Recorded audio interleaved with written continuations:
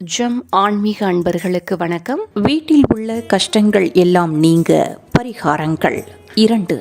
நாம் வேண்டும் வேண்டுதல்கள் எந்த தடையும் இல்லாமல் நிறைவேற ராகு காலத்தில் துர்க்கையம்மனை வழிபாடு செய்து கடைசி அரை மணி நேரத்தில் நெய்விளக்கு ஏற்றினால் வேண்டுதல்கள் நிறைவேறும். அதேபோல குடும்பத்தில் உண்டான மனக்கசப்புகள் விலக துர்க்கையம்மனுக்கு தாமரை தண்டு திரியில் நெய்விளக்கு ஏற்றினால் குடும்ப சாபம் நிவாரணம் பெறலாம்.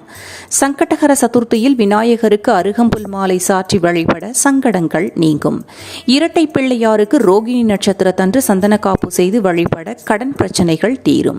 நினைத்த வேலை கிடைக்க செவ்வாய்க்கிழமை தோறும் 3 மாதங்கள் முருகப்பெருமானை வழிபாடு செய்தால் நினைத்த வேலை கிடைக்கும்.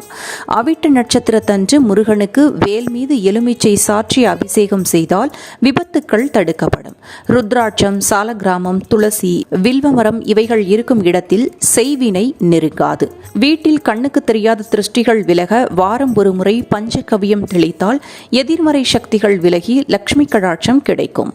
நீண்ட நாட்களாக புத்திர பாக்கியம் இல்லாதவர்கள் 6 தேய்பிறை அஷ்டமிகளில் காலபைரவருக்கு சகசரநாம அர்ச்சனை செய்து வந்தால் விரைவில் புத்திர பாக்கியம் கிடைக்கும்.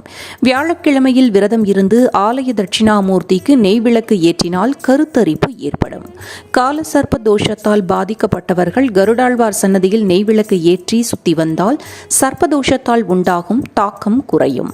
தானம் செய்தல், பூஜை நடக்காத கோவில்களில் மீண்டும் பூஜை நடக்க உதவி செய்தல் மற்றும் அனாதை பிணங்களுக்கு உதவுதல் ஆகியவை பெரிய புண்ணியத்தை சேர்த்து கொடுக்கும். சத்யநாராயண பூஜையில் பங்கேற்பது தொழில் முன்னேற்றம், திருமண வெற்றி, குடும்ப ஒற்றுமை ஆகியவற்றை பெருக்கும். தினமும் சுந்தரகாண்டம் பாராயணம் செய்தல் மன உறுதியையும் கிரகதோஷ நிவாரணமும் பெறுவோம். வாழைத்தண்டு திரியில் தீபம் ஏற்றினால் குலதெய்வ குற்றமும் நீங்கும்.